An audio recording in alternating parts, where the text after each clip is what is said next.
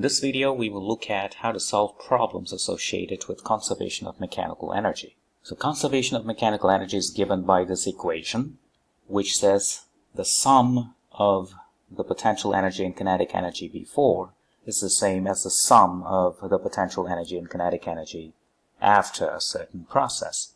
So we shall see how to use this seemingly simple equation to solve problems. The first problem, a 10 kg mass is resting on a spring as shown. So that is shown here by diagram 2. The spring is compressed 10 centimeters by the mass. The mass is pushed down further an additional 25 centimeters and released, as shown by this diagram 3. Now calculate the maximum height the mass reach upon release. So the height is measured from the release point, as shown by this diagram 4. So the first step is to calculate the spring constant of the spring, and diagram 2 will give you just that. Now because of Hooke's law, F equals to kx, we know upon exerting a force of 10 times gravity, which is the weight of that 10 kg mass, the spring is compressed by 10 centimeters, so 0.1. So K comes out to 981 Newton per meter. Of course, we have taken G to be 9.81 meter per second squared here. Now let's go ahead and calculate what we need to calculate. The spring is further compressed by 25 centimeters prior to release. So this is the initial point. And then upon release, the object goes all the way up to the final point there. So let's calculate the initial mechanical energy. So namely the sum of potential energy and kinetic energy at the initial point. Now we immediately see at the initial point here, the object is at rest. So that is 0.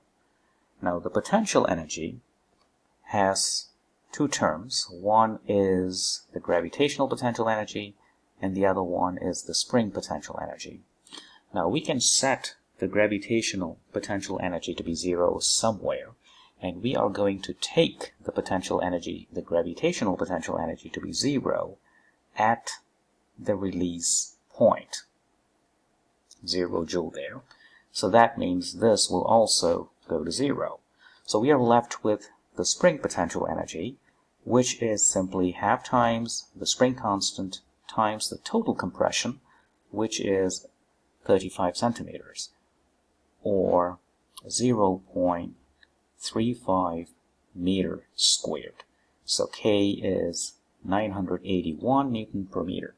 So that is the total mechanical energy at the initial point. Now let's look at the final point. What happens there?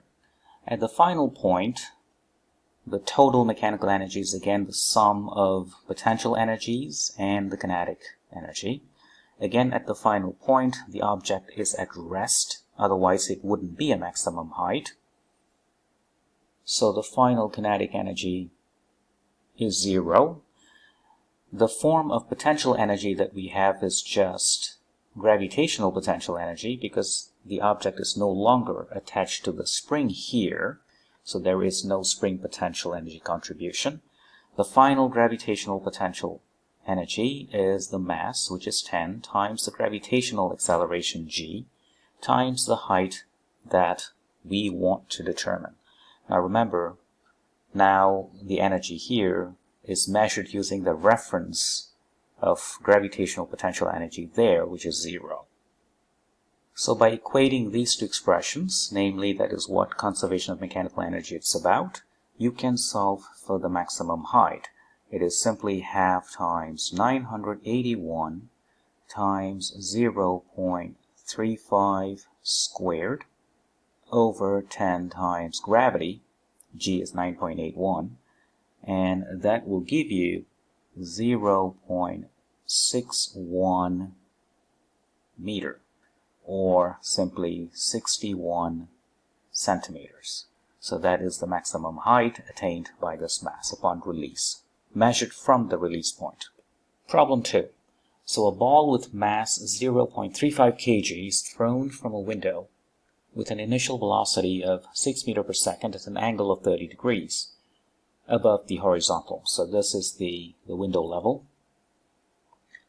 Using energy methods, calculated speed on the ball is 3.5 meters below the window. So that means it's here. So let's label the initial and the final point. So the window is the initial point, and 3.5 meters below the window is the final point. Now, when we write the conservation of mechanical energy, of course we have to specify all the forms of energy. So that is conservation of mechanical energy. So let's look at the initial point. It has potential energy and it has kinetic energy. So in this case, the potential energy is in the form of gravitational potential energy. And likewise, at the final point, you also have the final gravitational potential energy and the kinetic energy there. So let's look at term by term. The initial kinetic energy, namely the kinetic energy here at the launching point, is simply half times the mass, which is 0.35 times 6 squared. So this is quite simply the kinetic energy equation, half mg squared. Now what about the initial gravitational potential energy? Remember, we have that freedom to set it to be 0 somewhere, so we are going to set the gravitational potential energy to be 0 exactly there, namely at the initial point. So that level is a 0 joule potential energy level. So that means this is 0. What about at the final point? Of course, the kinetic energy at the final point here is pretty straightforward. It is just half times the mass, 0.35, times the square of speed there, which we want to find. And what about this term, the final gravitational potential energy, which means the potential energy here? Because the final point is at that level, 3.5 meters below the 0 joule level, the expression is simply minus 0.35 times gravity times 3.5 meters. Now it's minus here because this level here is below the 0 joule level. So for that reason, it's a minus value for the gravitational potential energy. So putting all these terms together, this, and that, we get the following equation, and now we can solve for VF, which we get as 10.2 meter per second. So again, we have taken the G to be 9.81 meter per second squared here. Problem number 3. A small block of ice, mass is 0.15 kg, is placed against a horizontal compressed spring mounted on a horizontal tabletop 2 meters above the floor. So that is the spring right there. The spring constant of that spring is 2900 Newton per meter and is initially compressed by 0.05 meters. The spring is released and the ice slides all the way along the table and then goes off the edge and travels to the floor like that. Calculate the speed of the ice when it hits the floor. So we have 3 points to consider, point 1, point 2, and point 3. Let's consider them in step by step. Let's calculate the mechanical energy at point 1. At point 1, the object is not moving, so the form of mechanical energy is just the spring potential energy and the gravitational potential energy. Now we are going to set the gravitational potential energy at that table level to be 0 because we have a freedom to do so. So that means this is going to go to 0. Now what is the spring potential energy at point 1?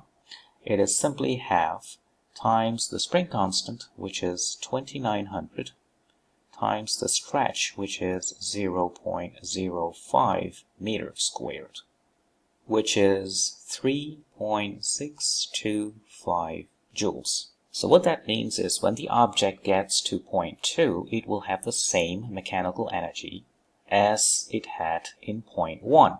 So immediately we can write At point 2, the mechanical energy of the object is still 3.625 joule due to conservation of mechanical energy. Now let's see what happens in point 3. In point 3, it is moving with some speed, let's call it v3, which we want to calculate. It will also have some kind of gravitational potential energy because of the difference in the height between the table and the floor.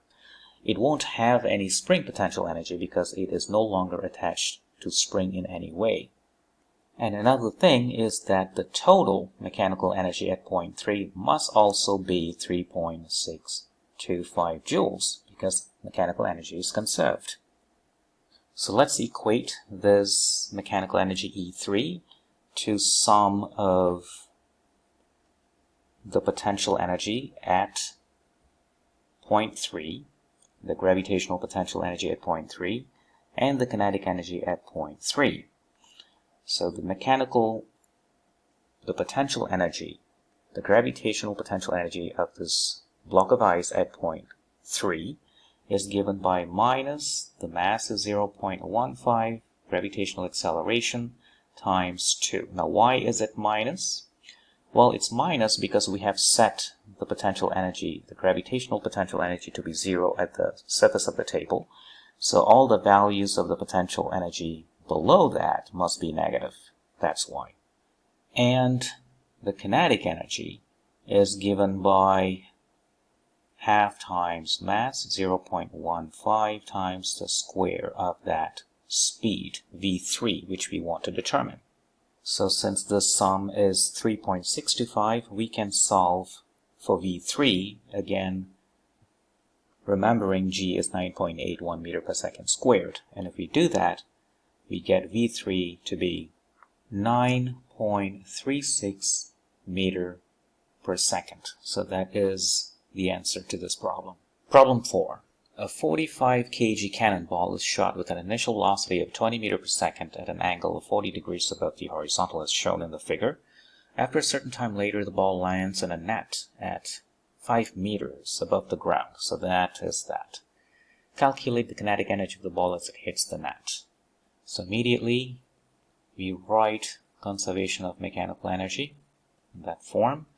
And then we ask, what is the potential energy at the initial point and kinetic energy at the initial point first, and then address what is the potential energy at the final point and kinetic energy at the final point. So since the object is launched with a speed of 20 meters per second, so the kinetic energy at the initial point is quite simply half times the mass, which is 45 times 20 squared. Now I'm going to choose the gravitational potential energy to be 0 at the ground level. So that means the initial potential energy is 0. So this sum is the initial mechanical energy of the system. Now let's do the final mechanical energy of the system. The potential energy at the final point is quite simply the mass, which is 45 times gravity times the height, 5 meters. And the kinetic energy at the final point is what we want to determine. Thus equating the two terms, we get half times 45 times 20 squared equals 45 times gravity times 5 plus kinetic energy at the final point, and we can solve for the kinetic energy at the final point. So solving for Kf, we get 6,793 joules for the kinetic energy at the final point. Of course, we have taken G again to be 9.81 meter per second squared. Thank you for watching.